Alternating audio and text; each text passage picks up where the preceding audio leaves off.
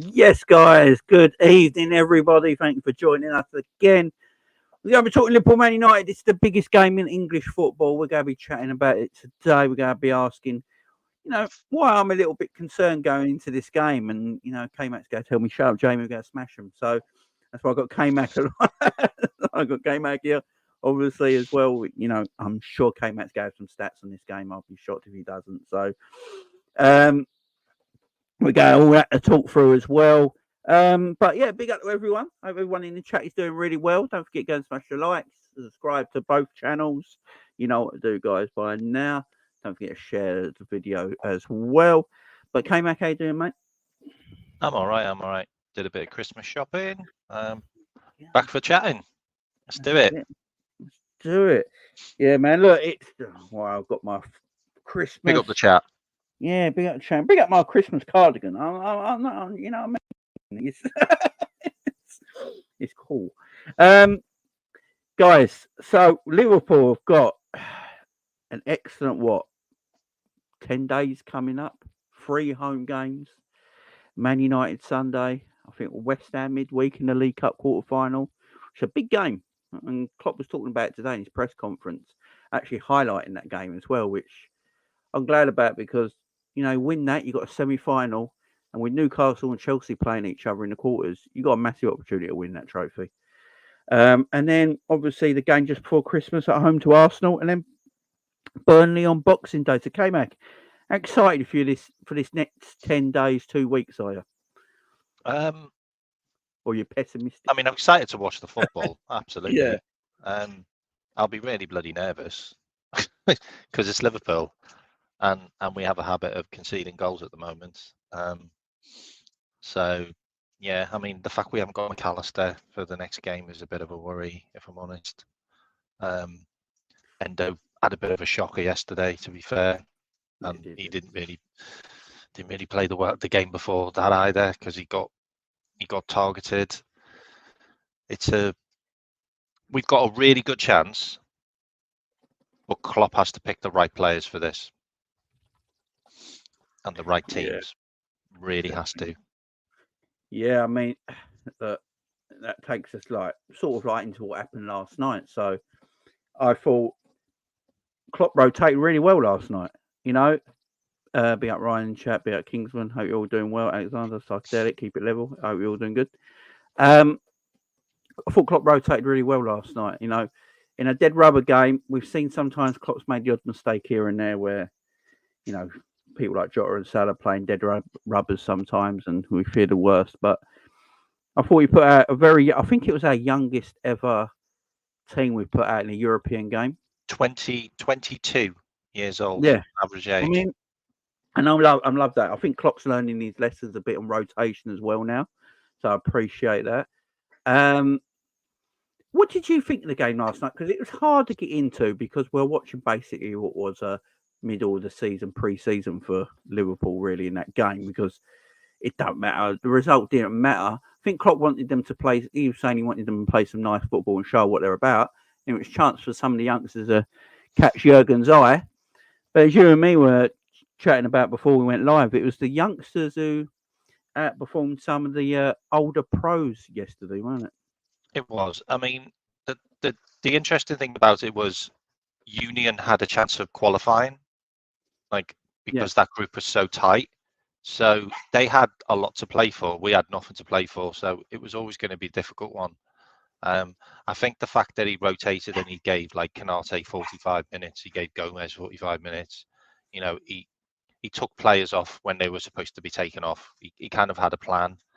I do worry about Darwin Núñez and Gakpo. They're absolutely garbage right now. They really are. They've got no form. Núñez touched the ball 5 times in 40 minutes. That is a concern. That's a real concern. You're not getting involved in the game. He touched the ball 20 times against Fulham. Against Palace. It's 25 times he's touched the ball in 2 games. It's a real worry. No shots by Gakpo, no shots by Núñez. That's both games. No shots, but in both the games they played. It's a bit of a worry for me. Endo got targeted yesterday as well. their goal was offside, I think, for the first goal. I don't even know why it wasn't looked at. Like, it was a bit of a weird one. Did you see it? Yeah. What, the offside goal? Offside. Yeah, it was about 2 yards offside. I don't think they even looked at it. And I don't think they even looked at it. did Keller think it was offside, and that's why he let it in? Because that was a poor bit of goalkeeping on the near post. Yeah, Kelleher. Like that was dreadful. Like, I'm sorry. like with Kelleher, look. I don't know what's happened to Kelleher, because a couple of seasons ago, when he played all the domestic cups, he played every round, even the finals, and he looked solid.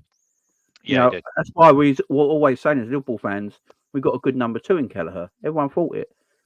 But he hasn't really played much since then, if you really think about it, because Alisson's not been injured. And then in our bad year last year, Alisson even played FA Cup. So Kelleher hasn't really played much football in 24 months. And I think it's showing now. I don't think he's a bad goalkeeper. I think what we're showing is a player that has zero confidence about his game right now. And when you're a keeper and you make mistakes, it's the most highlighted thing on the pitch, ain't it?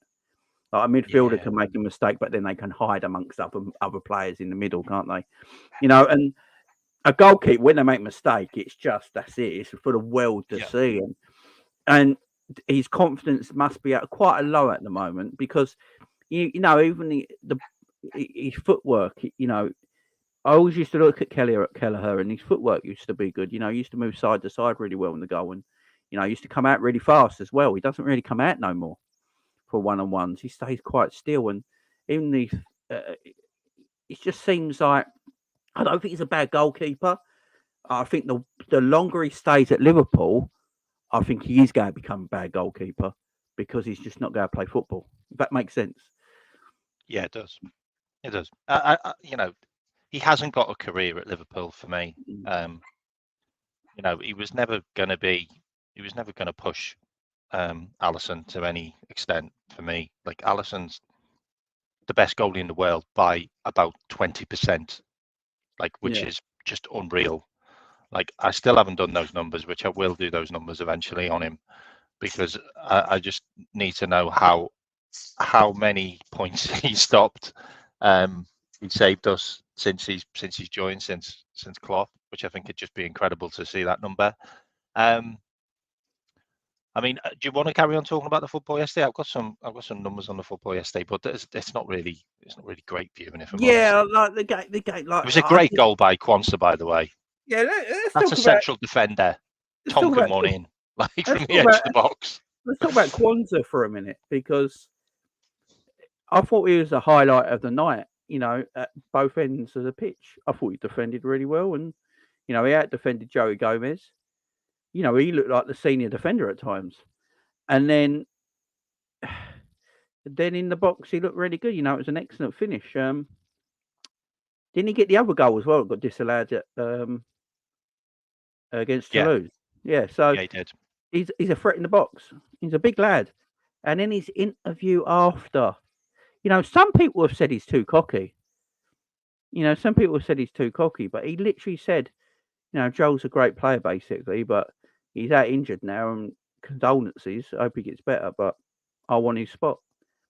I don't remember the last. I don't remember the last time I heard one of our academy players that have come into our squad now actually say, "I want his place," like that, with that much clarity and with that much confidence about himself. Just standing there and went, "Yeah, condolences to Joel. Yeah, he's my mate, but this is war. I want his position. I want his place. That's what I'm looking at." He did. I love it. He did another interview that said he wants to be the best. He wants to be the best player in the world, in his position. I love the guy. I love that confidence. Do it, man. I just love it. Yourself. I just think this is a player, I think, who could play a few Premier League games easily this season. I'd give him games. I wouldn't put him against, maybe top 6 clubs or anything like that, because he's still learning the game. But so you play him against United? Yeah, you know what? When we come to pick this Man United team, the way Klopp Sport said saying, There was something Klopp said about Konate today when he called him a luxury. That ain't a good thing. Yes, we talked about this. He called him a luxury. It's a luxury when we bring. It's a luxury when we've got Konate available, or something like that. He said, but I know he said the word luxury, and you don't want to be a luxury player. We pretty much had a show on this. Do you remember? Yeah, you don't want to be a luxury player, man. You don't want to be a luxury player. Not as your centre back shouldn't be a luxury player. I don't mind if Thiago's a luxury player because you've got other players around, so he doesn't need to play. That's fine.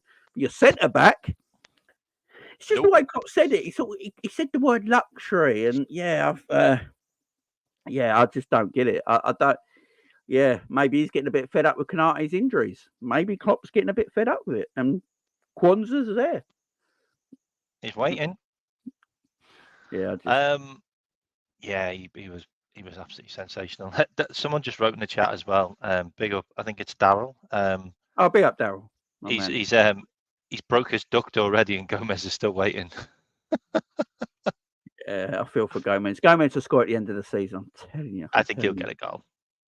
I know a lot of people talking about Polina in the chat as well. So, there's rumours today that Christian Falk said that what he's heard from Bayern Munich is that Bayern Munich believe Liverpool go by Polina.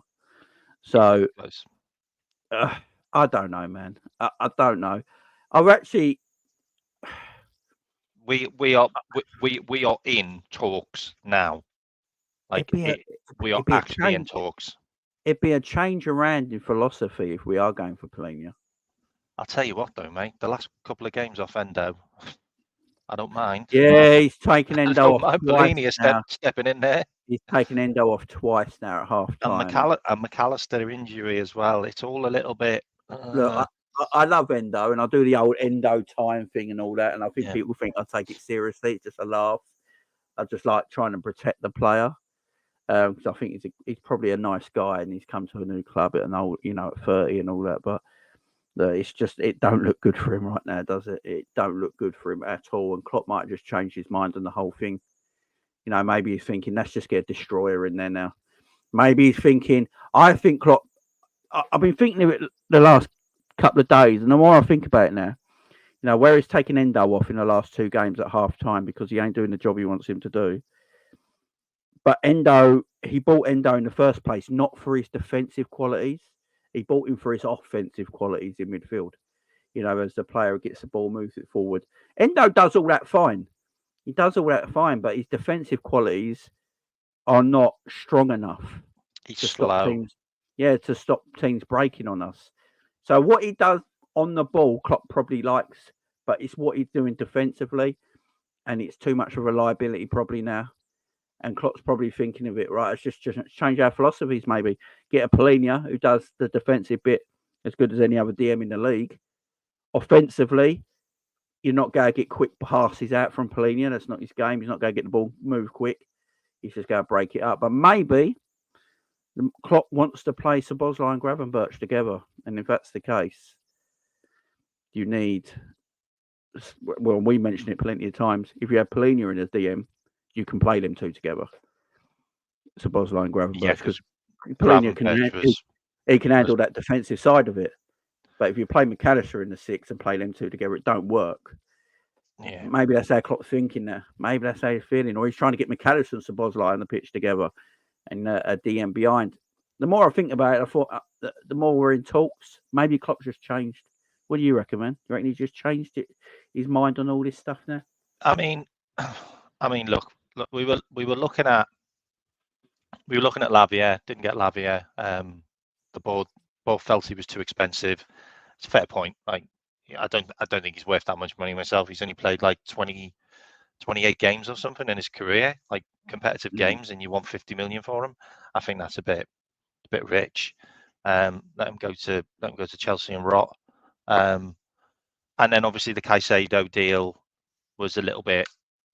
If you really want to think about it, it probably was a panic buy, like, because we had a chance and we just went sod it, and the board stepped in and thought they'll try and take him off Chelsea because Chelsea are going for Lavia. Like, maybe that was a plan, I don't know.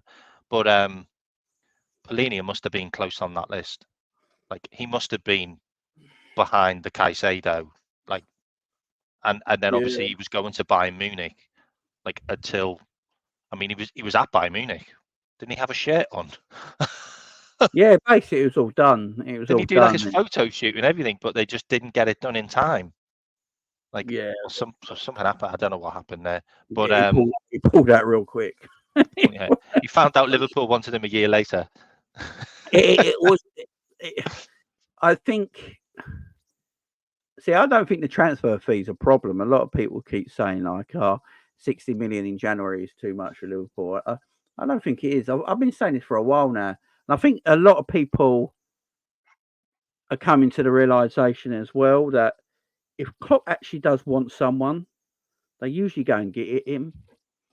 I mean, Diaz and Gakpo both came in Januaries, the last 2 Januaries. Big signings, big transfers, big players that have come in 2 Januaries. You know, I do feel like if they want, they're probably going to get him. Obviously, there's going to be exceptions. I think the only exception is really Bellingham, if I think about it, because we actually did bid for Tchouaméni. He chose Real Madrid, and we did try and go for Caicedo, but I don't think he wanted him. I think it was 86 million we did on Tchouaméni. We went toe to toe with Real Madrid. He just picked Real Madrid over us. I think it was 86 million. I'm not 100% sure. If you know that the fee, chat, I think it was 80 odd million. Seriously, that's how much he cost them. I think. Yeah, it was about. Look at the end of the day, with the injuries that have racked up, and the fact that there's still no news on Thiago, still no news on Stefan Bajcetic, McAllister's now out with a knee injury. He may well have just gone, I need another body. Like I need another body. Like, and I can't trust, I can't trust Endo, who was my Milner, to get me through some of these games. And Pellegrini is easy to get. This is what we've all cried out for, by the way. We've always cried out for Klopp to just go, right, I need someone to do this job. And we're all sat there going, you need that person to do that job, but he never does it. And then he'll do it this January. That will be amazing. Like, that will just be exactly what we need. There's a hole, fill it. We have the money, get it done. And we have the money because we offered 110 million on the last 2 days of the window for someone. Yeah. We definitely had the money. Yeah, Moscardo does look a hell of a player, but I think he's only 17, and Who's I he can't be play- having kids. I who's he can't be play having for? kids doing that role. Who's Moscardo play for? Moscardo, he's a Brazilian under See that 21. Brazilian kid everyone keeps talking about. Yeah. Is that who it is? He's good. Decore, yeah. I think Liverpool were interested in Decore. He's out for the season, isn't he? Decore. Yeah, I mean he's out for the year, but I think Liverpool were interested in Decore, but they would have had Palace already said you can have him, but the premium was ridiculous. It was pointless. I think they wanted 70 to 80 million for him because it was the last week of the summer window. Palace wouldn't have had enough time to replace him. They're struggling now because they ain't got him. So yeah, I think Liverpool were seriously looking at him though, but I wouldn't pay that premium. I won't pay that premium at all. I'm still convinced Carvalho coming back is for a reason. It's an interesting one, isn't it? Especially with us linked with a Fulham player. And Leipzig don't want to let him go. They want to keep him all year, which tells me that Leipzig are going to be using him later in the season. Plus, he's there, as a squad player, so they don't want to use it. They don't want to lose him. So you see, it's interesting. There might have been clauses in the Carvalho contract which says he has to play a certain amount of games, and we might be able to get him back because of those clauses. Like he needs to play like 40% of games or something like that.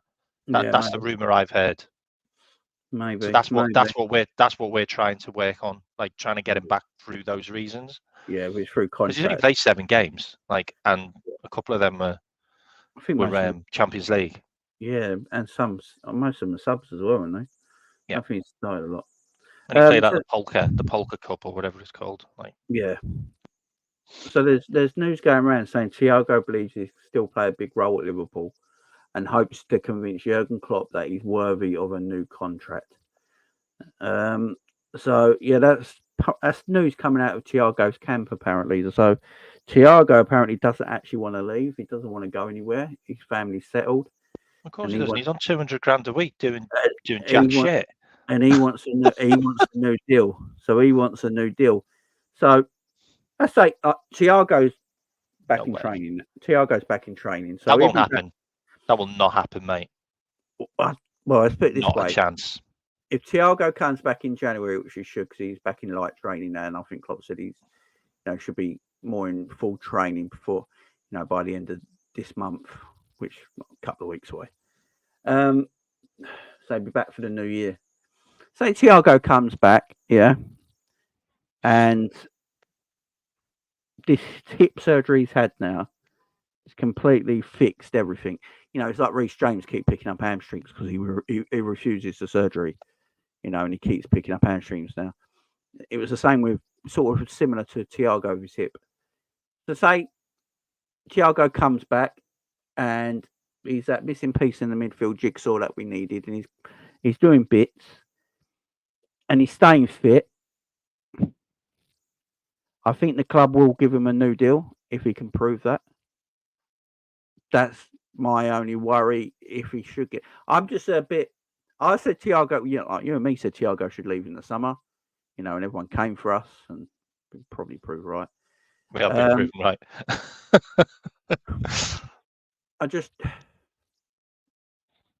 Joel Matip's not going to get a new deal now.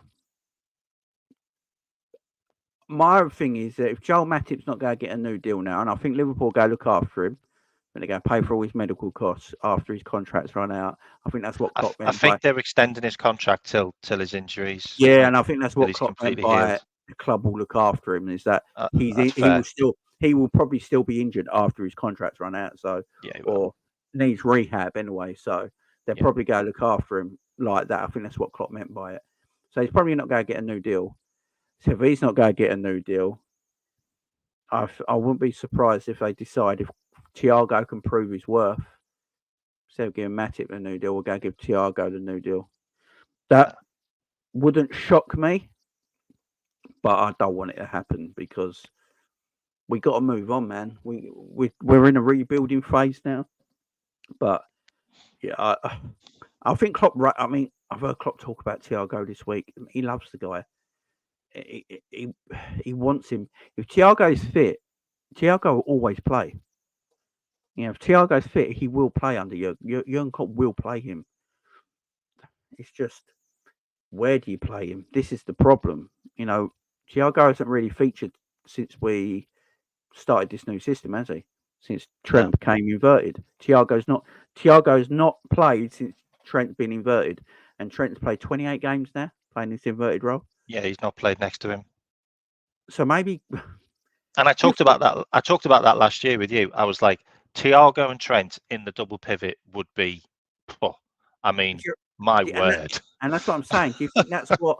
Do you think that's what Klopp is just waiting on to see what Thiago's like coming back from injury till he decides on, yes or no on a contract?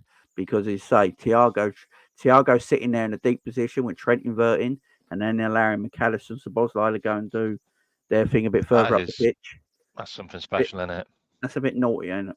It's very naughty. I just don't think he'll play again, mate. I don't trust him to be fit. I just don't.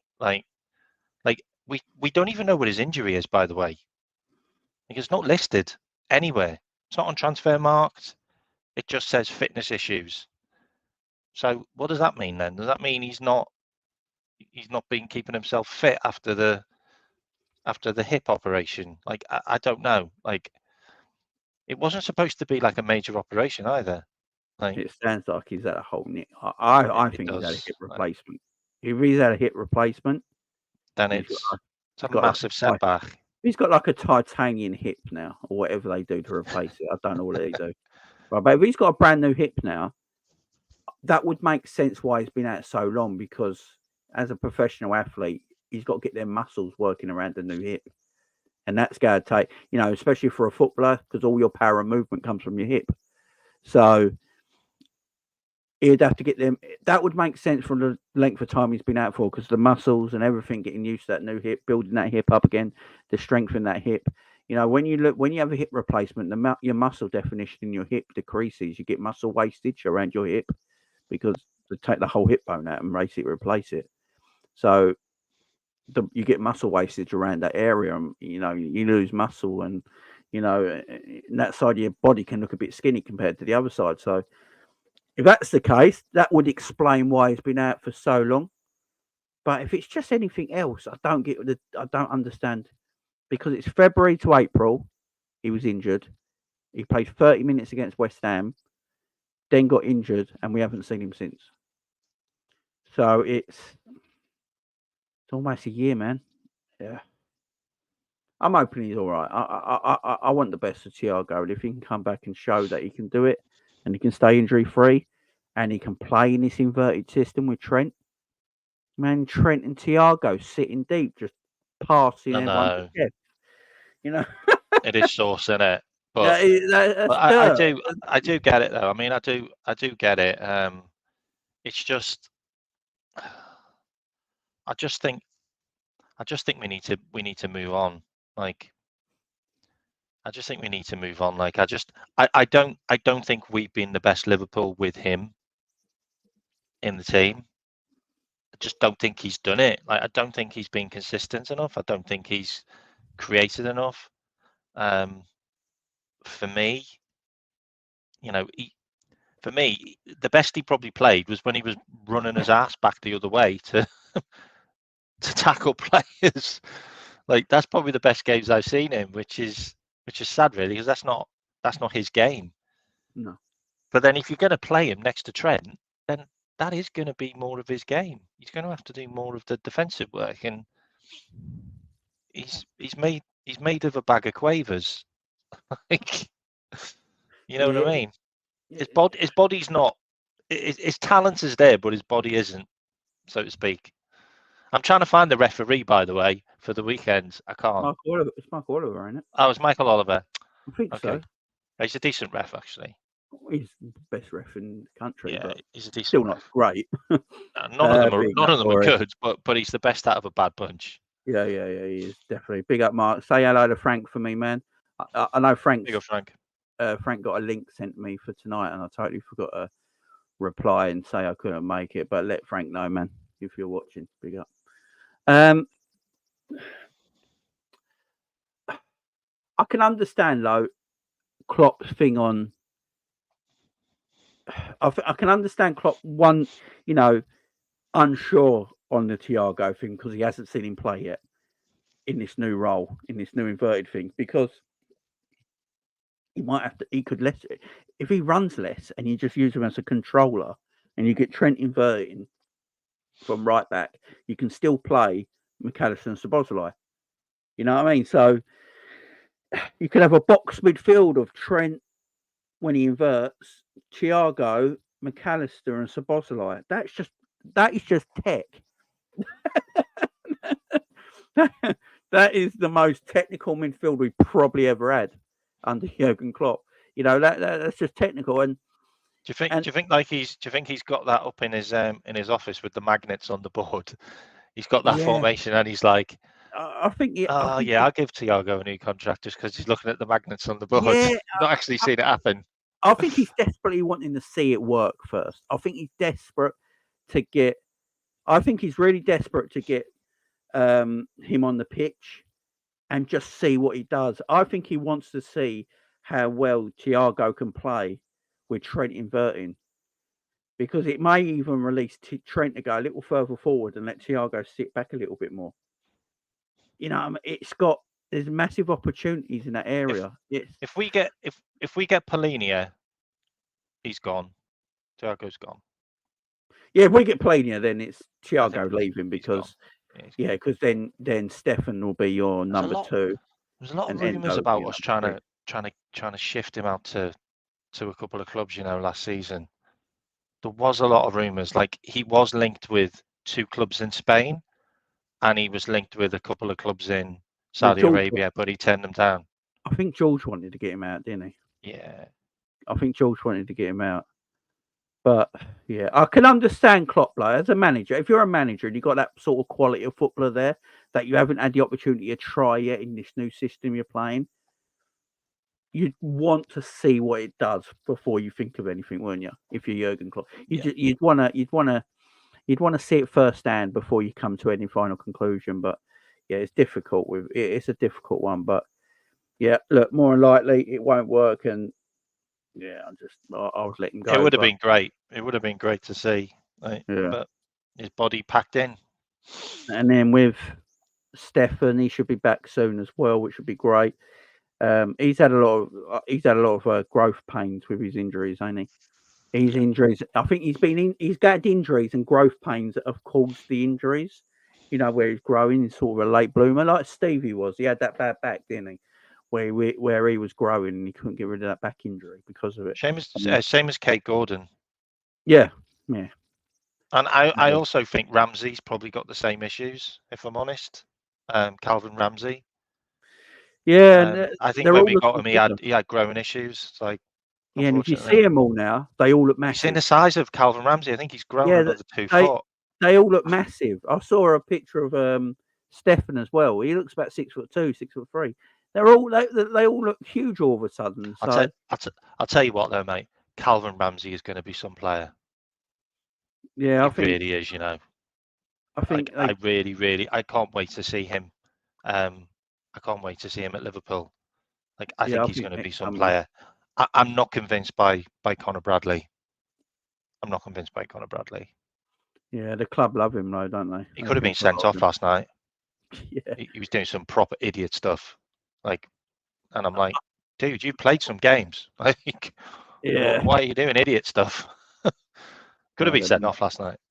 Yeah, I think Klopp, I think the team, like the club, think a lot of Bradley, and I think they think a lot of Ramsey as well. So it'd be interesting because Liverpool, Man United, man, it's the biggest game in English football. No matter where they are in the league, no matter how bad both teams are doing, how good one team is, how bad the other is. It's still the most watched, anticipated, biggest game in English football. It always will be. It will never change. You know, it's the two cities of Liverpool, and Manchester. It's the music. It's the fashion. It's, you know, you've been a Liverpool and will know as well. It's just it's everything, and then it's the football teams. It's the managers. It's the players. It's the homegrown players. There's just so much here, ain't there, K-Mac, that this rivalry will never be topped. No, it won't. It won't. It's just brilliant. It's like the best game I've ever been to. When I was a kid in the Kop, it was the game where it was 3-3 and Razor Ruddock scored the equaliser in the 92nd minute. I was in the Kop. 93? Was that 93? Yeah, he nearly knocked himself out. Like, I think he actually got concussion. Yeah. And that was, you know, that was my experience, like, actually there and then when I was a kid in the Kop. Yeah, it's just incredible rivalry. I know we've tonked them quite a few times lately, which is always brilliant. But they're still a dangerous team. They still show up. Like, they still want to win games against us. At Anfield, we've been a little bit. I think we probably respected them a bit too much sometimes at Anfield under Klopp. But lately, we've just been tonking them, which is great. We played them 16 times under Klopp, and we scored 36 goals.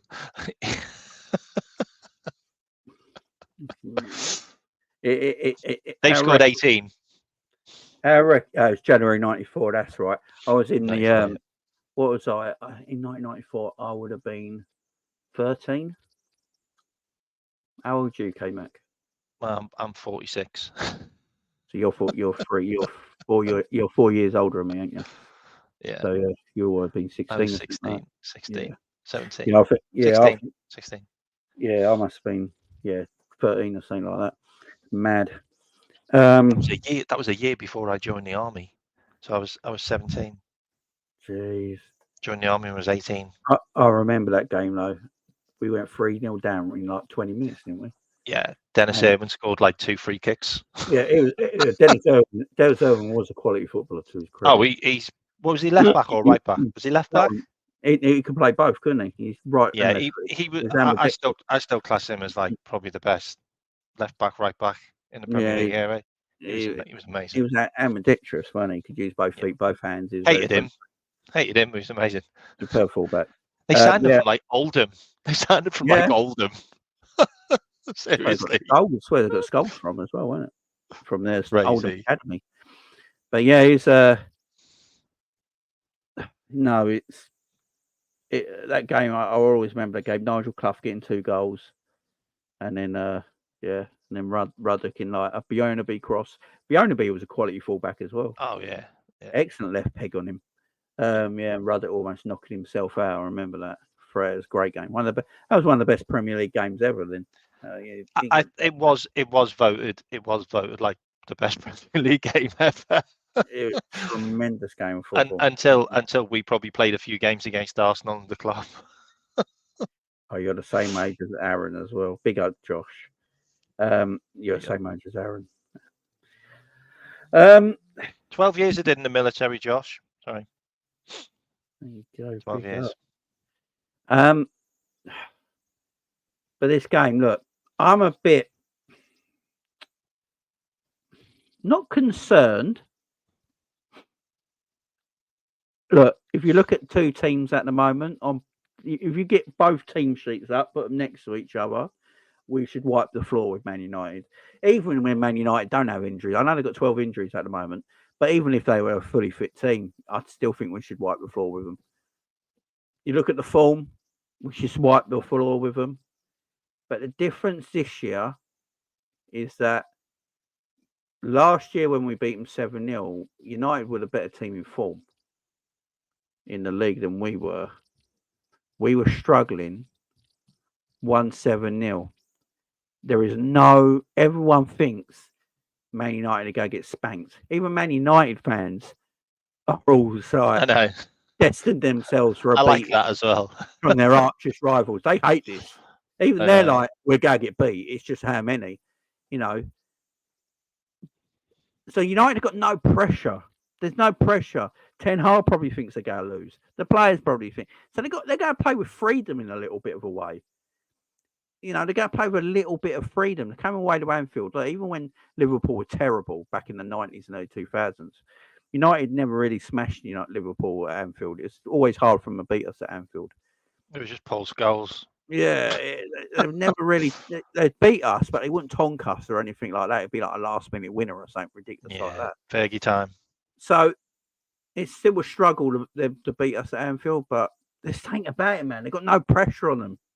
You know what I mean? They've got no pressure on them, and I'm just worried that the players are going to feel like this is easy work. This is not the Man United of old. They're missing 2 of their best players in Maguire. I know they're not great players, but they are their best players. Yeah. They're missing Maguire and Fernandes. I'm happy Fernandes isn't playing because he's an absolute asshole against us as well. But they have got a player that is on form in McTominay, and he worries me because we have a habit of not picking up midfielders coming in from deep. Like we've conceded a lot of goals this season through the late runner or the runner breaking through the lines, and this guy's really good at it at the moment. Mm-hmm. I mean, they're missing like Casemiro, Christian Eriksen, Martinez is still out. Mason Mount's even out as well. I think Luke Shaw's a doubt. I read somewhere that Martinez could be available. Oh, okay. Well, that'll be good because he's crap. We'll probably score a few if he plays because he's really rash. Luke Shaw's a doubt. Martial's out as well, but Rashford could be back. We're missing Alexis McAllister, which is a worry for me. Yeah.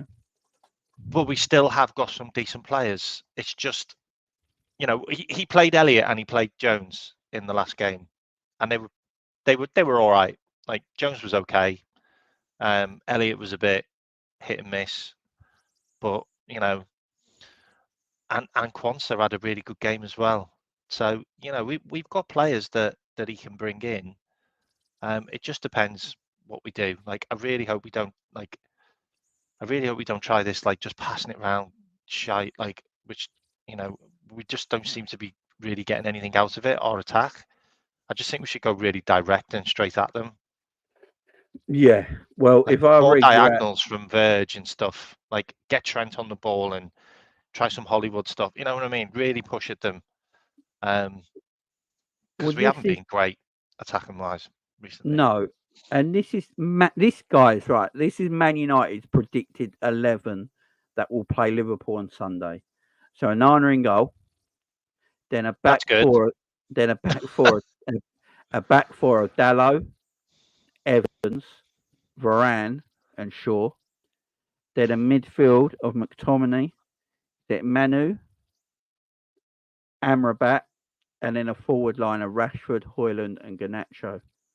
That is the predicted 11 that this Manchester paper have put in. That back four, that's not all that. Dalot's really shocking. Back five even. Evans is old. Luke Shaw is not that great no more, and Varane has just got no confidence. And then that midfield three is McTominay. Is it Manu or whatever his name is? Yeah, Manu and Amrabat. Amrabat. I am so just bad. Get on him. Amrabat is terrible. Everyone thinks Endo's bad. People walk past Amrabat. Just get on him and he'll do a sideways pass that you'll intercept. Like, how many times have I seen that guy try crossfield passes blind? Like, if he'd done that at Liverpool, my God. 1-0 Spurs. Bloody hell. I thought Forest were all over them as well. Yeah, apparently Forest have just missed chance. They haven't got Tyler only, have they? So they've got no one to put it in the back of the net. Yeah, and they also sold their other goal scorer to Spurs. Yeah, they're just missing chances. What do you expect? That's a mad lineup, really is. Mate, you know what? I'd take a 1-0. I really would. At this time of the season, I'd take a 1-0 in all our games.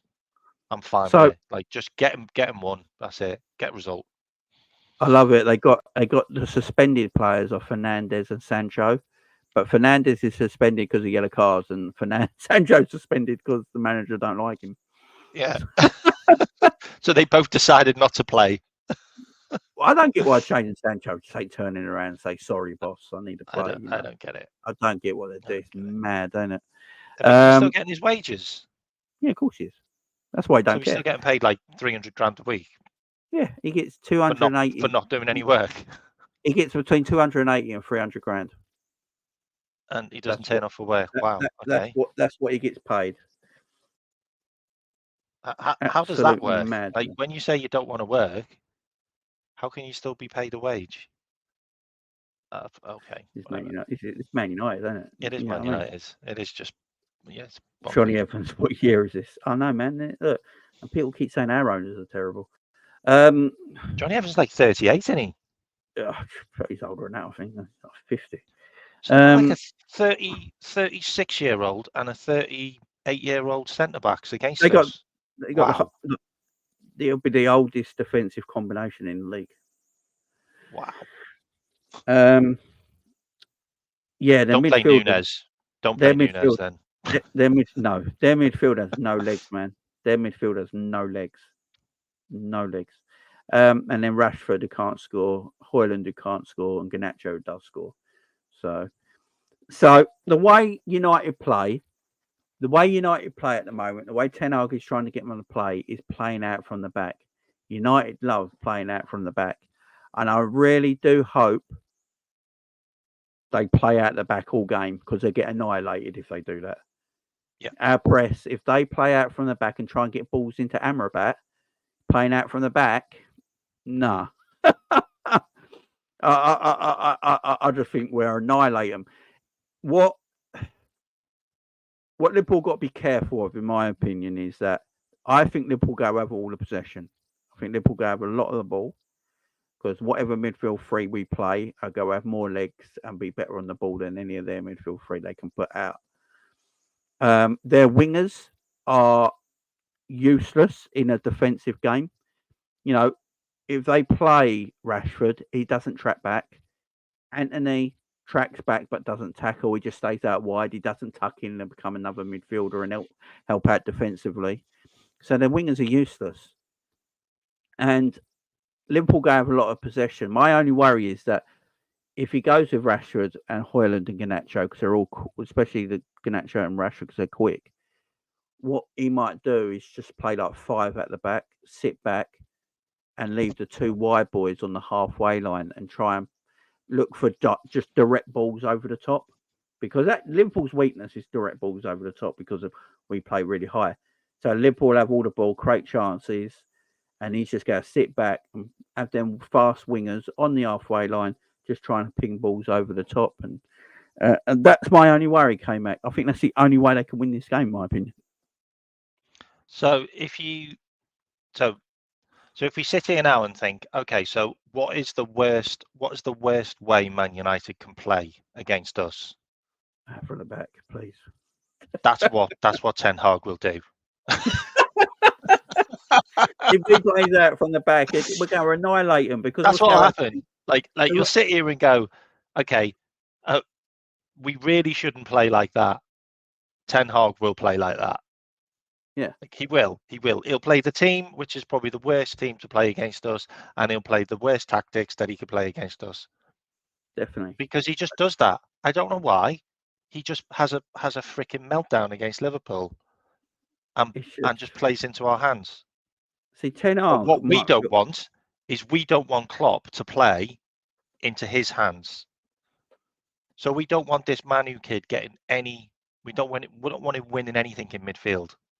We don't want another 18-year-old getting man of the match performance in midfield, because that's what we let happen at Brighton, because we gave him too much respect and we overthought it. And I call it galaxy brain.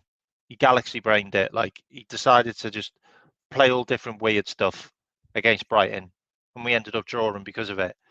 We can't be doing this at home, and we need the fans 100% on his case. Well, yeah, talking to the fans, it's going to be the biggest crowd in 50 years. It's going to be amazing. 57,000 people, guys. Just think of that. 57,000 people are going to be inside Anfield. 4:30 kickoff. We're in the winter now, so it'll be dark. You know, at least by 5 o'clock, it's going to be pitch black. So the lights will be on. It's the biggest game in England. 57,000 people inside Anfield. That noise is going to be insane, in my opinion. I think this be the atmosphere. I know people have been worrying about the atmosphere at Anfield for a while now, and I agree with some of the people who are saying about it's a bit dead. I don't see that for this game, man. Do you? Because no, everyone coming, especially in the extra 8,000 people that are going to be there for United game, are all like Liverpool fans that have been waiting for these tickets and and stuff. So it's going to be huge, man, ain't it? The atmosphere's going to be nuts. Absolutely bouncing. I seen like the pre like session they had with the stand, where they had the fans in. It looked really good. Jürgen was on great form. Like, he took the piss out of Man United by saying they always get battered before they play us, which can be bad sometimes. But it was the fact that he was saying that they had shit form. They haven't really played anyone good yet. Like, the teams they played that are good, they've been beaten by. And the fact that they just got smashed at home by Bournemouth is great. And they also got beat by Bayern Munich, which means they're completely out of Europe, which is great. So, let's take them out of the league race as well by doing them at home, which would be good. Man, yesterday, Redman TV watched on. There were so many United fans in the chat talking shit. It was lovely. Yeah, they will, though, man. I mean, they got nothing else to talk about at the moment, have they? They're all petrified. They know a beating's coming their way. I just feel like Liverpool just got to be careful, and just when you're playing a team that's got no confidence, you just got battered by Bournemouth at home, which should never happen. In the first time in their history, and it should have been 4, 5, or 6. Let's face it. It should have. They got battered. They're out of Europe. They finished bottom of their group. It's embarrassing. Copenhagen. Copenhagen. Who's the other team? Galatasaray and Copenhagen finished above them. It's embarrassing. It's embarrassing. And all that's going against them. So Liverpool, they're rocking up to Anfield. Liverpool top of the league. Should batter them. It should be a 4-5, 6-0. It really should be. But our forwards are not in form. And we're not in form ourselves on a physical level at the moment. We're winning games of football, ain't we, K-Back? But we're not. I can think of 2 or 3 games that we played really well this season. I mean, the Villa one stands out mostly. We've not. We haven't beaten any form together. I know we're winning games, but I wouldn't say it's like a case of we're putting form together, if that makes sense. Yeah. The way we used to go on those mad runs. And I know we are on a run as well, by the way. Like, we've won loads of games and haven't lost like many. I know that. But it doesn't feel like that. It doesn't feel like we're on that roll where we're just, it's a formality. Like, yeah, they're going to turn up, we're going to win. Next, turn up, win next. You know what I mean? There's a team that's going to get a twatting from us. There is. And I think when that happens, it's all going to kind of click. And could be this game. It was Man United last season, but then we got beat the game after. It didn't matter. So all that hard work for nothing. So I'm hoping, that it is this one, and then we kick on. And then Arsenal, and then West Ham, then Arsenal, then Burnley, and then we carry on and on. It's such an amazing 2 weeks Liverpool have got coming up. Game after game after game, they're all festival of football. Our next 3 games are all at Anfield. All at Anfield gives me so much confidence. All really good games as well. Really good teams. Matches, and it gives me so much confidence that they're all at home. If we beat. Let's put it this way to everyone in the chat. I'll ask the chat first, and I'll ask K-Mate.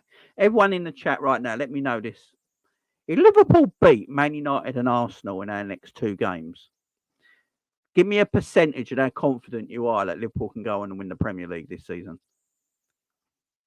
If Liverpool can beat Man United and Arsenal in our next 2 games, what are your confidence levels on Liverpool winning the Premier League this season? Give me a percentage in the chat. I'd love to know, because it couldn't give the team a bigger boost, could it? Beating Man United and Arsenal. And especially if you beat Arsenal. Arsenal got Brighton. Arsenal, I don't think have beaten Brighton at home for 5 years or something mad like that.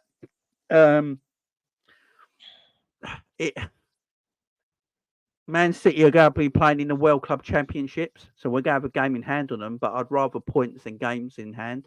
So we could be 7 points clear of City. Liverpool could be top on Christmas Day. Who would have thought that? K-Mac, what's your percentage if that goes while seeing everyone else is 65? I'm with Revenate on that. I think it's around 70. 85, 50% only because of City. That's fair enough. 98%, 70%, 50, 65. Psychedelics all in, man. It's all in. Love it.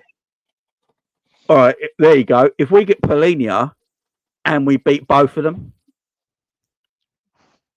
if we beat Man United and beat Arsenal back to back in the Premier League, and we're top of the league on Christmas Day, and then for Christmas, as a late Christmas gift, Liverpool give us Polinia on New Year's Day, I think that rises to about 80 for me. I mean, if we get, fuck it, 100. I mean, if we get Hinapache as well, which is very, very likely, by the way. It's very likely. There's stuff coming out of Germany now that Hinapache could be coming. And it's a lot cheaper than 60 million, by the way. then in a Pache Paulinia, that's about 100 million, I reckon, probably for those two. Well, there is all your holes plugged. in a Pache's got a release clause of 60 million quid, 70 million euros. Yeah, I think it could be less than that though, because he's only played 2 games this season. Yeah, he can't get in the team. 60 million. Look, if it's a release clause, that's Liverpool's bread and butter. And I think you can get Paulinia for. I think you can get Paulinia for 45 mil personally, being at his age. So, I think Fulham gave him a new deal just to say, thanks, don't leaving us in the lurch in the summer.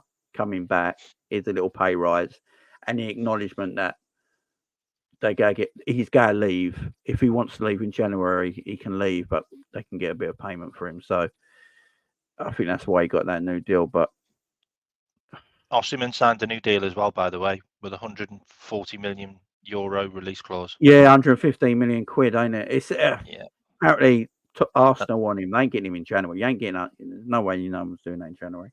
Big up, Bob. I saw your question earlier as well. I think we spoke about this earlier on in the video about Carvalho. We would as well. Yeah, saying that it's a bit weird that Carvalho all of a sudden has been recalled back from loan. Leipzig are happy to keep him. They want to keep him, in fact. Not just happy, they want to keep him. But Liverpool want to bring him back. And they're saying it's about game time. And then the Paulinia interest.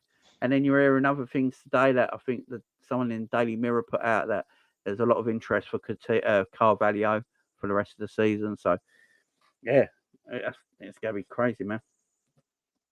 8%. Big up, everyone. Thank you very much. Yeah, Ego, the Fulham in for Andre. I'll tell you what, I think Andre's going to go Man City. There's massive talk at the moment that Andre could go to Manchester City. So I'd keep your eyes open for that in January, Andre to Man City. Andre was never coming to Liverpool, by the way. He was always going to a London club.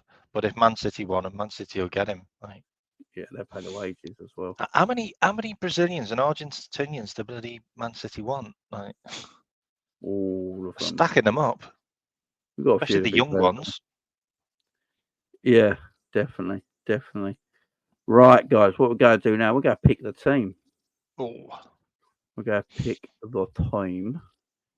It should be an interesting one because I've got an interesting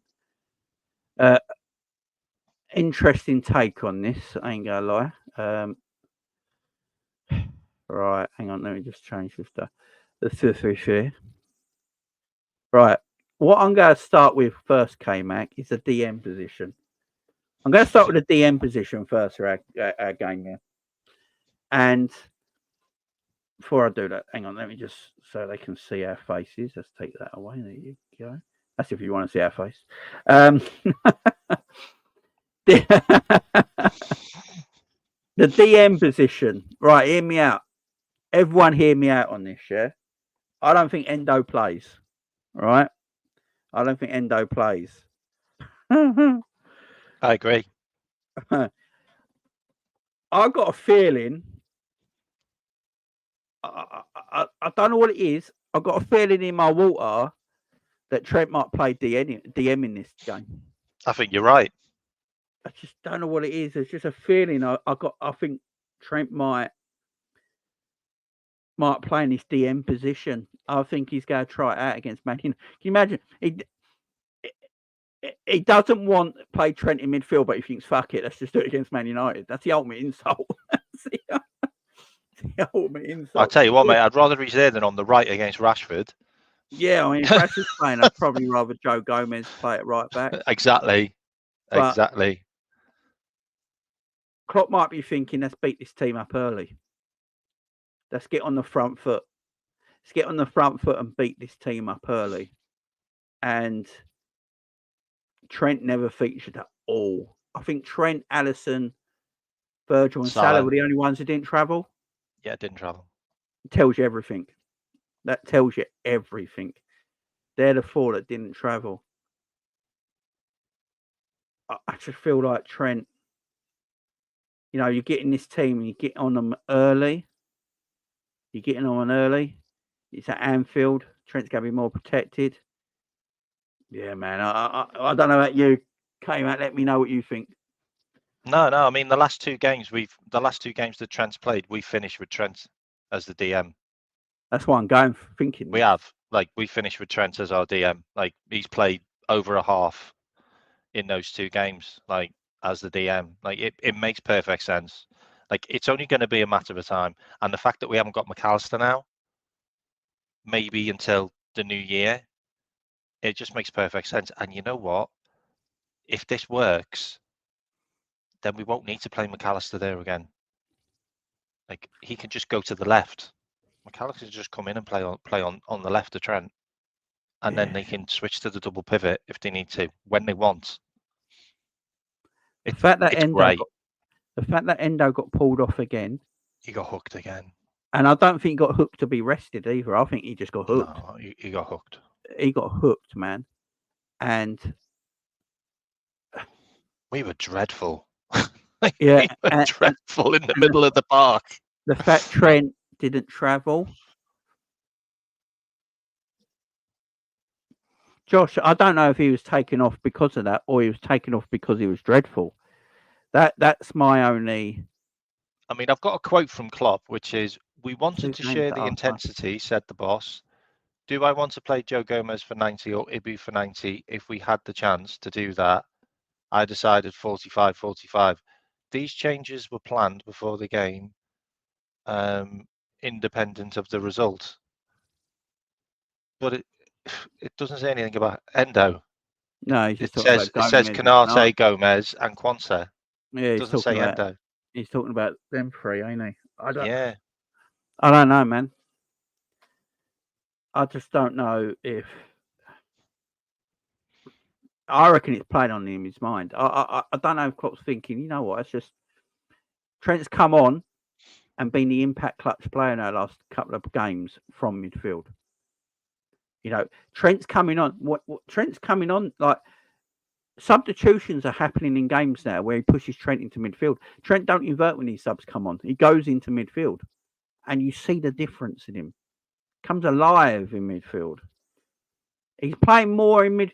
Klopp is now willing to put Trent into midfield more than he ever has done. And it's not just not inverting. He's still a right back when he's inverting when he goes into midfield. But he's actually positioning him there now when he's making substitutes. Gomez played right back the other day. Trent went into midfield. Same in the other game before. I just feel like that would be the case. And with McAllister, so there's a little bit of concern about McAllister. I don't know if anyone watched Thingy from the Anfield Rap earlier. And I like the Anfield Rap. He was, I can't remember the guy's name now. I think it's one of the main guys who's the owner of it. And they were talking about that they think there might be something a little bit more serious to McAllister's injury than they're letting on. Don't know how you feel about that, K-Mac. Because we do not, sometimes we are a bit, we say a player's only going to be out for a couple of games and we don't, do you remember Bobby Firmino? I'll be out for about, he's going to miss 2 or 3 games and we didn't see him for 3 months. Yeah, I know. I don't think we'll see him for Arsenal. No. I think he's out till the new year. I do. So, he might come back for Arsenal, which is great, but he's not played the Man United game. You could probably get away with playing Wataru Endo against Man United. You can't play Wataru Endo against Arsenal. I don't want to rush him back either. No. If we haven't got if it takes 2 games, or sorry, if it takes 3 games, even if 4 games, because we're talking Burnley as well, aren't we? Boxing Day. So if it takes 4 games of not having McAllister to have McAllister fit for the rest of the run-in, then I'm taking those 4 games. I'm not rushing him back because if he has a breakdown and it's knee, anything around the knee is just gives me nightmares. Whenever we hear knee, I'm just like, oh my god.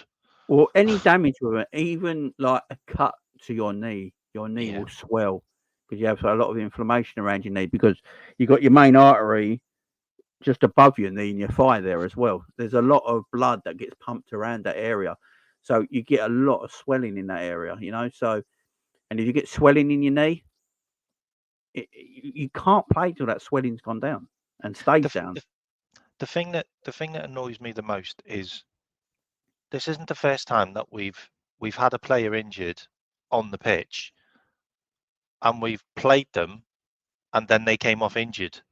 And you're like, just take them off in the first place. It was Sheffield United away. Did McAllister really need to play for another 30 minutes? Yeah. As soon as I seen the stamp, I just thought, oh my God, he's done.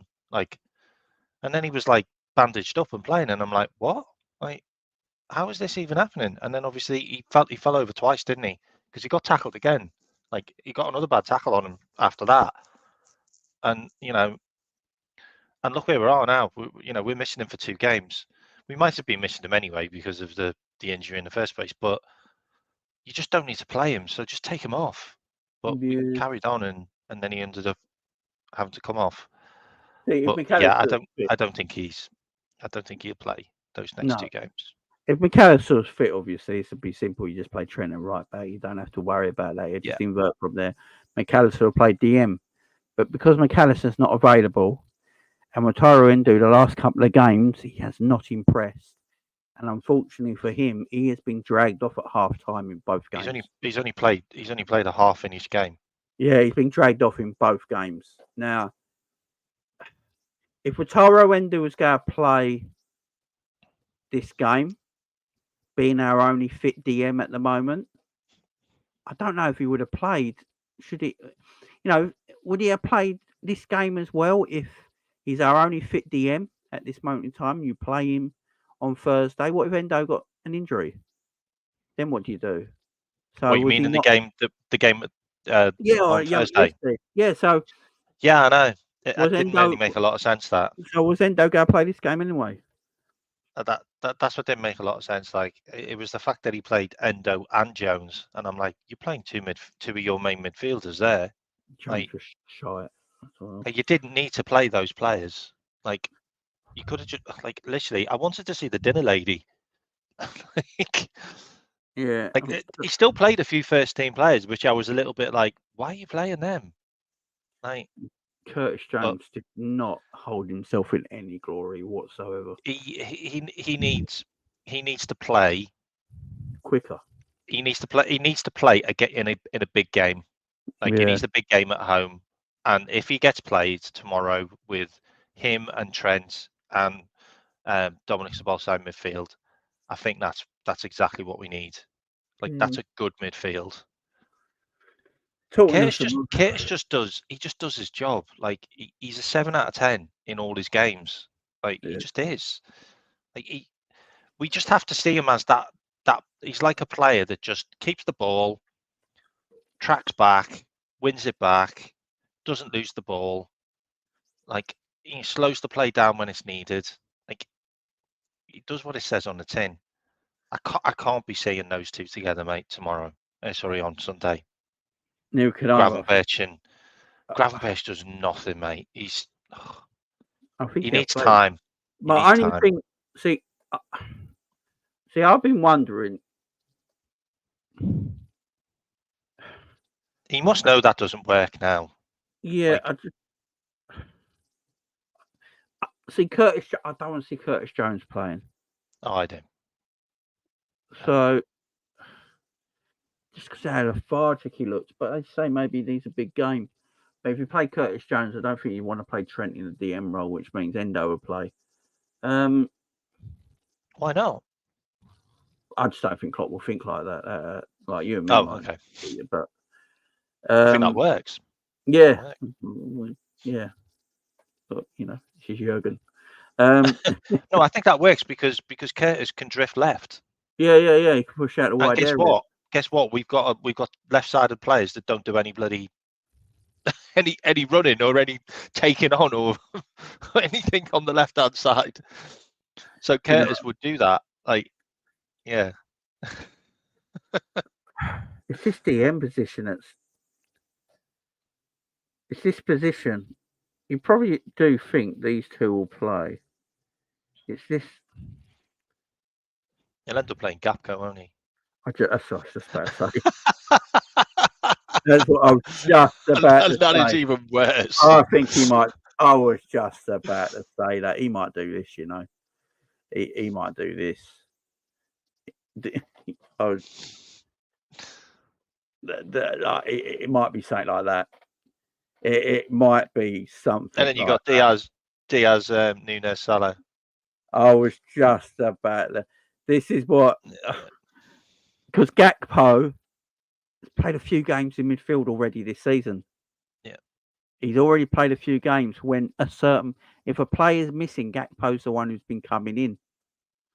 It wouldn't surprise me, because maybe he's thinking, I'll get Gakpo and Amrabat. I'll get Gakpo and Amrabat. Yeah, I'll get him pressing Amrabat, because Amrabat is useless when he's pressed. He just don't know what to do with the ball, because he can't move quick. You know, in the Premier, you have to move the ball so quickly, and he can't do that. And then that probably frees up Szoboszlai to get into attacking areas. So that is maybe what you're doing. You play Curtis DM. I'll be shocked if Endo plays. You know, he's taking him off in 2 games in a row. 2 games in a row now. He's come off at half time. You know, because if he plays, Man United are just going to go, well, we'll just do what Palace did. Yeah. And we'll just put McTominay on him, or we'll just put Amrabat on him, and he'll just hurry him off the ball all the time, because he's slow. He's just slow. He's slow in the transition. That's not his fault. Like he's probably not up to speed 100% with the Premier League, and also he's 30, 31 as well. Like, so he's not a spring chicken. Yeah, our main person who plays defensive midfield at the moment, McAllister's injured. I mean, McAllister in this game would have cooked, by the way. Yeah, he would have been brilliant. And he was, to be fair to McAllister, he was starting to get up to speed of what Klopp wanted him to do. He was. In the Forest game. Yes. I went for 2-2 in that game, so hopefully I'm right. I mean, my wife's dad supports Tottenham, like, so yeah, I want them to lose. Christ, get it out of there. The traffic jam right outside my house. Did you hear that? Did you hear what I said? Yes, yeah. I'm not taking no part in the in-law chat. I'm not taking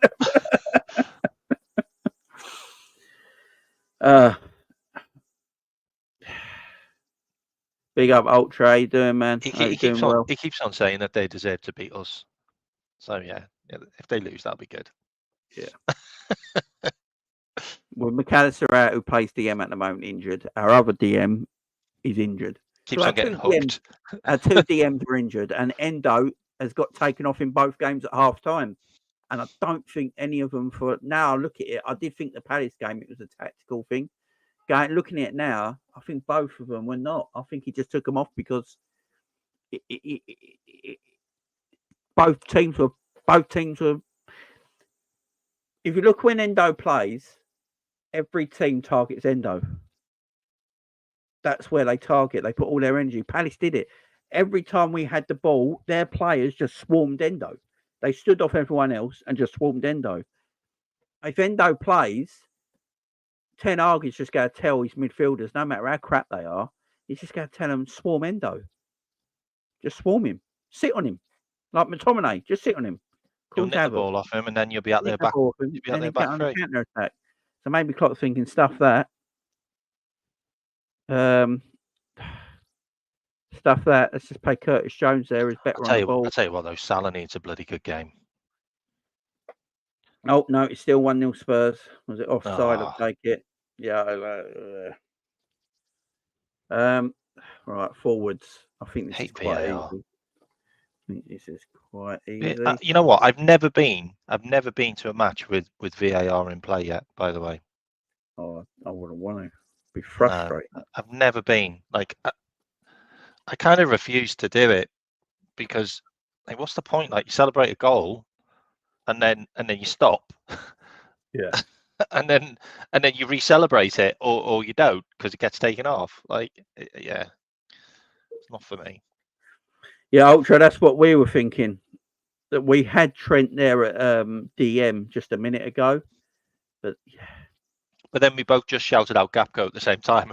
yeah, I just got a feeling Gakpo will play, but it would look better with Trent there. It would be great with Trent. But then if you also look at it like that, you're playing your right back as your DM, and then you're playing your backup right back as right back. If any of them get injured, the striker as a midfielder. and if you get any of them gets injured, then you're really down to the bare bones. Like, I think he'll probably keep Gomez on the bench. It wouldn't shock me if Ultra's got it there. Trent, Jones, and Bosley. That wouldn't shock me. That's I like that. That's what I'd pick as well. I wouldn't shock. I just don't see how Endo plays. It would make no sense to me. I don't think Endo was. And he could have played any of the kids in that DM position.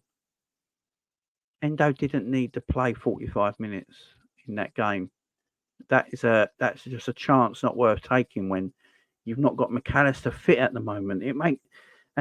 So if Endo plays against Man United, he's been hooked off in his last 2 games at half time because the opposition in both games have targeted him in midfield. He lost possession of the ball multiple times against Union last night, and he got targeted by Crystal Palace last week. What was he like against Fulham? I can't remember. I didn't think he was great. And the reason why I say that is because it was 4-3. And we conceded 3 goals. And I like it. I really want to like Endo. I do, but I am coming around to how everyone else feels now. I really am. I'm fine with the squad player. I'm fine with the squad. Yeah, I'm fine with him being part of the squad. Just get me fucking Paulinho, all right? Yeah. You know what? You know what? I think Endo will play. I think he will do it. Endo saved us against the mighty Fulham. Someone wrote. Yeah, Endo we gave Fulham their frigging mojo back, which annoyed me.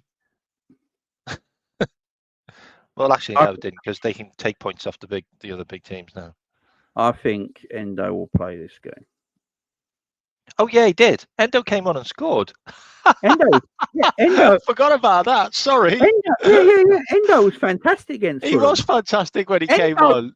I'll shut up. Fair, if you go and watch Endo for Liverpool this season, Endo's been better when he comes on. He was good against Newcastle when he came on. Every time he comes on as a substitute, Endo looks all right. He did. He wiped out Paulinho as well. I remember that. Twice. He probably could have got a yellow card. I've been saying that's my only issue with Paulinho. He's not quick at getting rid of the ball. Yeah. And the way Liverpool want to play, the thing is, Wataru Endo for me is better on the ball than Paulinho. But he can't do what Paulinho does in a defensive game, and that's what Paulinho's quality at. So, yeah, I think Endo will play. I think that'd be the midfield 3, and I think that'd be the front 3. Now, this front 3, K-Mac, needs to start kicking into gear. All 3 need a goal, especially Darwin. Is it 9 games without a goal now? He played last night as well, so that's 10. Is it 10 games without a goal? 10 games for a £65 million striker. I can't say nothing. They scored again. Okay, Spurs have won. Where were they now then? Let me have a look on the table there. Spurs will be 3rd, I think. They're 3rd, aren't they? The problem is when Spurs were losing games, so was everyone else. Wow, they're joint. They're joint 2nd. Are they joint 2nd? No, they're not 3rd. No. No, they're 5th. They're on 33 points right now. Yeah, I thought they went. I thought they got 3 points and they go to 36. Now they're no, 33. Joint 4th. Joint 4th with Man City. I like saying that.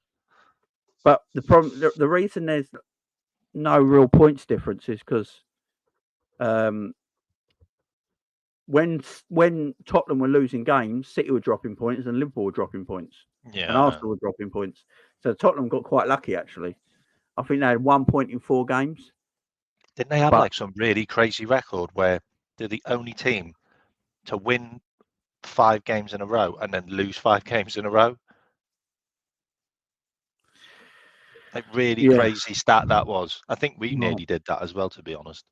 That's not what I wanna. That's not what I wanna read, Ultra. Jesus Christ! Oh God! And who do we all take the piss out of as not being a goal scoring striker? Yeah, Darwin needs to wake up, man. I need you to wake up. I think Núñez got half his goals in one game, by the way. Yeah, Darwin needs to score goals, man. He needs to. He's been shocking this season. I mean, just as a forward, shocking. I actually think as Darwin, an actual outfield player, I actually think Darwin. He's not been that bad. No, I actually think Darwin was a better goal scorer last season. Yeah, me too.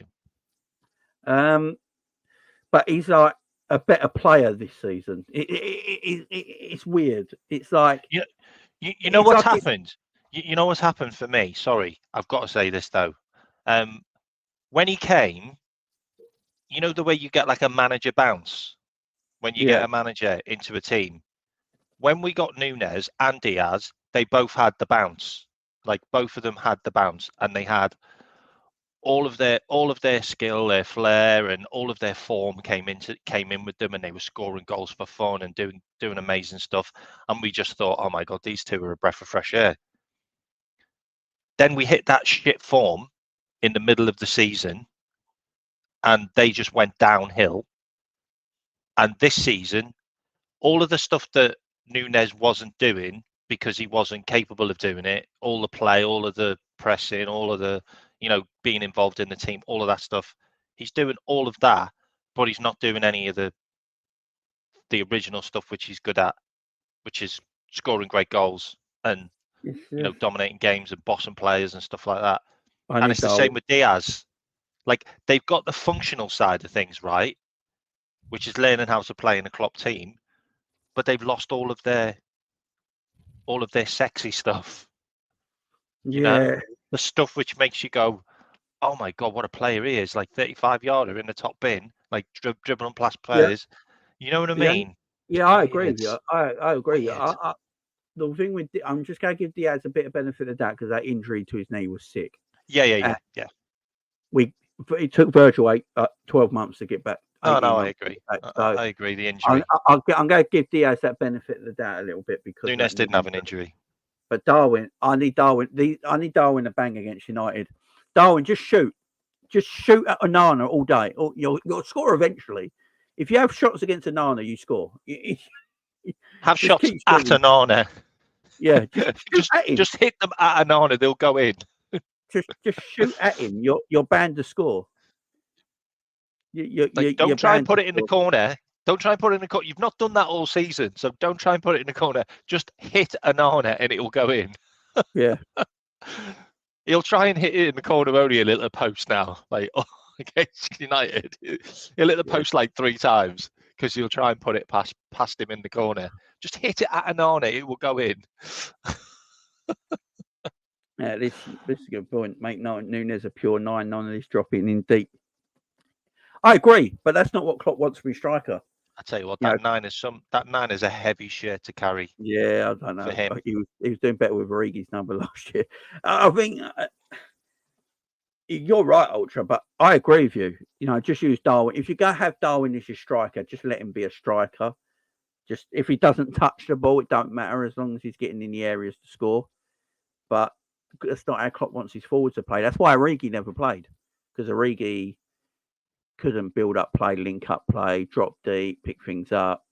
That's not Origi's game. Origi just wanted to be on the end of things. So, Origi could play for 90 minutes. You're not seeing for 80 and then he get 2 goals. As much as us fans like that and don't care, the manager don't want our striker to be like that. So that's why Darwin's come more of an all-over action player this season. That's why he's dropping deep. He's running back with fullbacks. He's running back with midfielders. He's trying to link play. And I think a little bit of that is I'd rather him just practice his shooting than anything else. But Darwin's got to score in this game. He really has. He's got to score in this game. All three of them do. They need it, man. Basuma's been sent off again. That's a 4-game match. That's a 4-match ban, isn't it? Yeah. Is that a 4-match ban? If you get 2 He's sending off gone. in the season? He's gone. Wow. Wow. 4-game match. That's a 4-match ban, then, ain't it? Wow, and we were all raving about Basuma. Tell you what, Tottenham don't half get a lot of red cards. Like, I'm sorry, they're dirt. They're Jeez. a filthy team, man. He's got Christmas off. Got Christmas and New Year off. He ain't seen him for a while. He's getting 4 games. It's his second red card, ain't it? Horrible challenge. Oh, that could be more than 3 matches then, if it's really that bad. Well, if you get 2 red cards in the season, it's a 4-game ban automatically, ain't it? So he's going with 4 games now. So yeah, you won't see him till New Year. I agree, Ultra, with Rice, but we just won't go. I literally think Declan Rice wanted to stay in London, even if Man City couldn't even get Declan Rice. Yeah, I think City. That's how much he wanted London. City went in now. The bid from City was official. They went for him, but he wanted London. Him. He's a London boy. I don't blame him. They didn't get him, mate. Don't blame Imagine him. they got Rice as well. Bloody hell. That's why City struggled to get a midfielder. That's why they got some players in as like Núñez from Wolves, who played okay the other day apparently, but even City fans say he was a bit of a last minute job. So yeah, I don't blame London-based players wanting to play in London. Look at Joe Cole. Joe Cole never wanted to play for Liverpool when we bought him. He even said that in his interviews now, that it was a mistake from him because he's a London boy. He just didn't feel comfortable being up north. It's mad. Just didn't feel comfortable being up north. He wanted to stay in London. And he said it was a mistake. So maybe Rice is saying he just, just loves the London lifestyle. It's where his home is. He didn't need to move house. I always thought he was going to go. I always thought he was going to go to Chelsea. Like I always felt he was a Chelsea bound. Chelsea, but, Chelsea. Was he proper Chelsea? Is that what he was? Yeah, but he's proper Chelsea. But he's helping Arsenal. Is that true though? Lucky Singh's just said that Rashford is out. Is Rashford out for tomorrow? Don't really matter. I'm not really. Yeah, I know. Yeah, it doesn't really, does it? But yeah, Rashford don't even play when he's playing. So yeah. Every dog has its day, though, doesn't it? And Rashford does. Yeah, he does. Yeah, so it'd be good if he is out. But yeah, I'm hoping he's out. I can't. So who else have you got in the back three there? Because I'm assuming it's probably Shimikas, Verge, and Konate. Yeah, I think that's what I was going to put. I think Simi has been playing really well. Will get played. I don't think Kwanzaa will get played. He played the whole game, didn't he? Against Did he play? No, he didn't play the whole game, did he? Yeah, he did. Yeah, he did. He played the whole game against Union. Who did? They swapped Gomez and Konate round, didn't they? For 45 minutes. Played the whole game. Yeah. Yeah, he was brilliant. What is that message that Tibby B's put in the chat? The hell does that mean? No idea. Nuclear codes. Nuclear code. Oh man, Jesus Christ! Some people, man. What the hell is that? Give me your thoughts on Konate, man.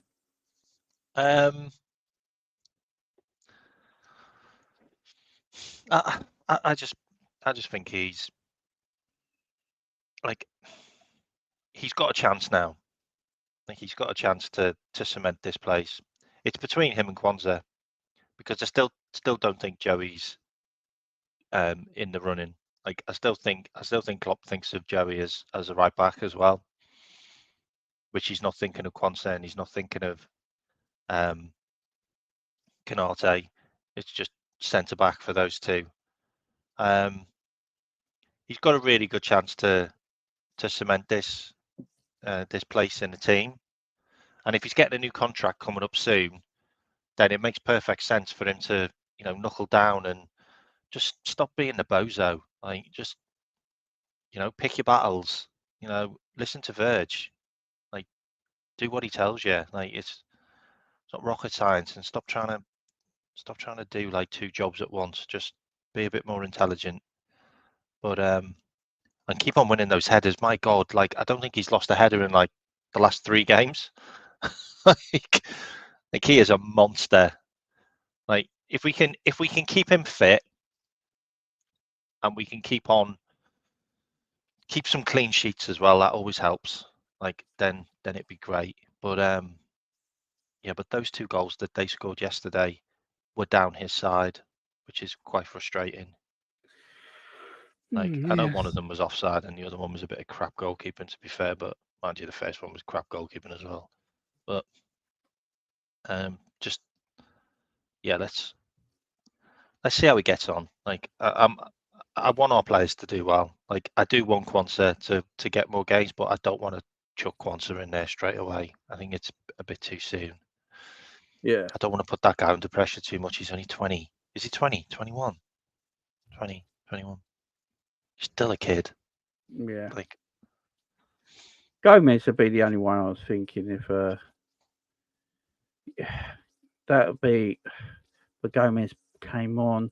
I'd like to see Gomez get a go, I would like. I would as well, but I'd like to see Gomez as a right back because I think Gomez is a great right back.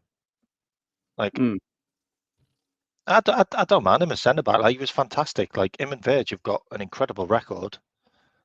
Like I think we only lost 4 games with him and Virgil next to each other, by the way, which is an incredible record, by the way. Big up Simon Brundish for that one. But I think we've only lost 4 games with him and Virgil at the back. Yeah. No, man, it should be But then we haven't got a right back cover really, have we? Because I don't think Bradley's good enough to be our right back cover, if I'm honest. No. I'm not being impressed with him like so far, but but he looked raw, really young and raw against Union. Like he could have been sent off like after about 10 minutes. Like, and he was doing daft stuff. And you know the way you get a play that like they knock it past someone and then run like into a position where they could be injured. Like it was a bit. Some of the stuff was just like have you ever kicked a football like in a big game? like this, but some of these guys have played in like championship level games, and I'm like, why do you look so out of place in this team when you played competitive football before? Like McConnell came on and he just looked like he was knocking the ball around fine. Like I think a couple of players. Bradley's had quite a big injury though, ain't he? Kind of. Yeah. 4 months out. I don't know. Yeah. It's just he's been out a long time, so I'll give him benefit of doubt. He played Doak on the left side as well, didn't he? Yeah, Doak needs to leave. I'm being serious. Alone. He needs alone. No, he needs to leave. Just leave. Never gonna make it. I've not seen enough. I've not. I look at Ben Doak and I just feel like, is he gonna be good enough to play for Liverpool? Let's talk seriously. Is he ever going to be good enough to play for Liverpool? He plays on that right hand side. Salah's going to be there for years to come, in my opinion. And then after that, Liverpool go buy someone to replace Mo Salah. It's not going to be Ben Doak replacing him. And then what does Ben Doak do? I know he's young and people are going to say he's only 16, 17. That's fine. That's all good, yeah. But I've seen a lot of 17, 18-year-olds come through that are bloody far better than Ben Doak. I thought Gordon looked better. Yeah, I don't know. I think if you're a footballer, you need to play. It shouldn't all be about money. These kids should go and play. Go and play football. He's only going to get better if he plays. He's only going to be football if he plays. I would genuinely send him to a Dutch team for a couple of years. Like he will get competitive football every single game. They play kids all the time. Send them to like RB Salzburg or Young Boys or someone like that. Austrian Harry League Wilson. or Swiss League. Harry Wilson was a better player than Ben Doak at this age. Mate, Harry Wilson. And we I let thought Harry was a Wilson great go. player. I was gutted we let him go. And Ryan Kent, by the way. Ryan I Kent. didn't want Ryan Kent to get let go either. I watched Ryan Kent in the youth team. Ryan Kent was a better player at the same age as Ben Doak. Those two should have stayed at Liverpool for me. Yeah. They should have been given more of a chance. But, we've all got our own opinions. Like, I think Ryan Kent was sensational, by the way. Like, yeah, I think Ryan Kent got a bit unlucky with injuries. Harry Wilson as well. Like, wasn't he like one of the youngest Welsh internationals? Yeah, Harry Wilson got unlucky because of injuries. That's basically what stopped him. I don't think the club didn't really want to let him go, but they started going on. They got the front three we had at the time. Harry Wilson was never going to get anywhere near it, but Harry Wilson and thingy, what's his name? Ryan Kent at 17, 18 and all that were better than Ben Doak, in my opinion. Had more impact. Ibe was better at 15 than Ben Doak is now. Now, I played professional football at 15, Jordan Ibe. When he was coming through, Jordan Ibe was better 17 and 18-year-old than Ben Doak is now. I actually thought, who's the guy who came back last night? Kay Gordon. When Kay Gordon first burst into the scene for Liverpool at 17, he was scoring goals. He was rated one of the best players in the Premier League. In English football. Yeah, and he was sensational. He was scoring goals. He was scoring goals for Liverpool in the first team. He scored a couple of goals. Yeah, in the FA Cup or League Cup, or whatever it was. I think it was unfortunate with Kate Gordon though. He got red line, but he also like started growing. Exactly. I just think you can't really do anything about. That's just genetics. I think someone Ben Doak. I think Ben Doak needs to play. He's obviously a talent, and I'm not saying. I think he's right about Bobby Clark though. Someone's wrote Bobby Clark in there. I think Bobby Clark could definitely be a squad player, but I think Bobby Clark's injured at the moment. Yeah, but he's Lee Clark's son. Yeah, he's got a bit of ability about him as well. He's looked good. Like I've not seen a bad game with him. I've not seen him play a bad game. I like Doak. I like to get overhyped about Ben Doak. I like watching Ben Doak. He's got that raw, I don't give a shit attitude when I'm playing. He gets his head down, he just goes. He goes at the most experienced defender. It don't bother him, but there's nothing else to his game. No final product. It's what every pacey winger can do. Just run fast. Like, okay.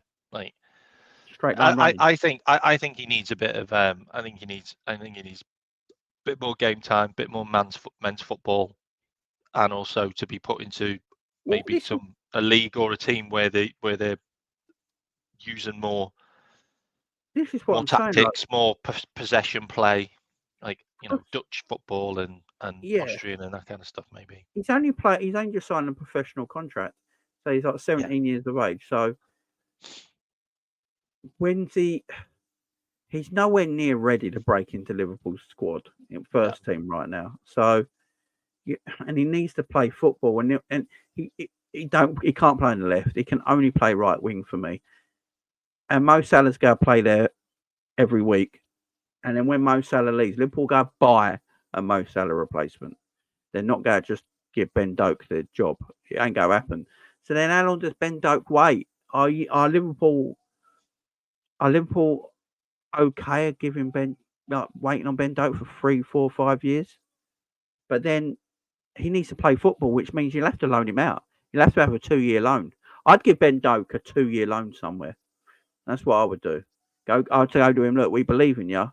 You're just not going to play right now. But I want you to have experience. We're going to find you a club. We're going to give you a 2-year loan somewhere. Now, a 2-year loan, pick up his game, pick up his technique, and maybe a 2-year loan in the Championship. Yeah, maybe a 2-year loan in the Championship or something like that. Or go to a German club or an Austrian club or a Belgium club. Ben Doak could go to Union. I think if it just I just don't see. I feel for the kid. He needs to play. Anyone who's in our team on the right hand side up top is always going to struggle, just because you've got a player that's just he's never injured, never stops playing. Like like he's probably got something written in his contract that says that he plays every single game. Yeah. Like, and that's just the way it is. Like it's a bit like being a Portuguese forward in the international team. Like, you're never going to play because Ronaldo's always going to be there. No, exactly. Like, so you're just going to be a bench player. Yeah, it's the way, man. Or you're going to play the crap games. They can cook at Luton. Yeah, I mean, I don't know what I wouldn't mind. I wouldn't mind the guy who's in that position at Luton. I think he's really good. Was he Obenge, or whatever his name is? Oh yeah, he's a player. Yeah. I think he's brilliant. I think he looks a real player, like a really good player. Yeah, Luton have done well this season. There's no doubt about it. I tell you what, if he keeps them up, he's got to be in a running for manager of the season. Oh yeah, of course he has. Like if he keeps them up, with no money and Ogbene, yeah, I think he's decent. So score, what do we reckon? 2-0. I think we'll keep a clean sheet. We'll keep a clean sheet. I think I've got two scores in my mind. 6-0. I've got two scores in my mind. I'm going 2-1 in an edgy game where it's a bit more. Don't want that at home. It's a bit more edgier than people think because we're just not playing well at the moment. Our form has got to come good eventually, and United have got no pressure. Everyone expects them to get smashed, so they can't come here with no pressure. That's why I'm going a close 2-1. Or if Liverpool get an early goal, I'm talking first 15 minutes. If Liverpool score in the first 15 minutes, it could be anything. It literally could. If Liverpool you're talking about it could be a yellow card for Salah taking his shirt off. Yeah, it could be. It could be mad. It could be mad. It could be. Are you putting Salah as your captain in fantasy? Yeah, I mean Salah loves United. Salah's going to score. I'm doing triple captain. I think Salah and Darwin both score. I think Darwin scores in this game. I'm doing triple captain. I think he gets a goal in this game. Here you go. Everyone in the chat. How many times will Darwin Núñez be offside? Just for a bit of fun. Because that geezer can't stay on in the first 20 minutes. Yeah. How many times? Everyone in chat, give me a number. Give me a number. How many times will Darwin Núñez be offside? Because Darwin at the moment can't seem to stay onside. It's absolutely mad. So just stay on side, Darwin. Just stay on side, and it just rolls off every time. 99, Bob. 10, 101. It's going to be. It's so infuriating because you're like, just stay on side, man. You're so quick. You don't need to go early. You're going to beat everyone. There's not a centre back that can live with you. 3 goals, no offsides, Mickey. If that happens, I would love it. That's all I want for Darwin. I think Darwin will score, man. I think Darwin will score. I think Salah will score. I think Diaz will have a good game. The front three need to come alive before we play Arsenal, and I think this is the perfect opportunity to get them 3 going. So I'm going either a close 2-1, or if we score early in the game, the first 15 minutes, I think we're going a massive rout and quite embarrassing game for Man United and an excellent game for us. But whatever happens, you're right, mate. It's going to be exciting no matter what happens, guys. So, listen, guys, enjoy yourselves. Enjoy your weekend. Enjoy the footy. Hopefully, Liverpool get the game done on Sunday. I'm not going to be around this weekend, guys. Busy this weekend. So, I'll be back Monday for the match reaction for Liverpool and Man United. So, watch out for a new show on Monday, guys.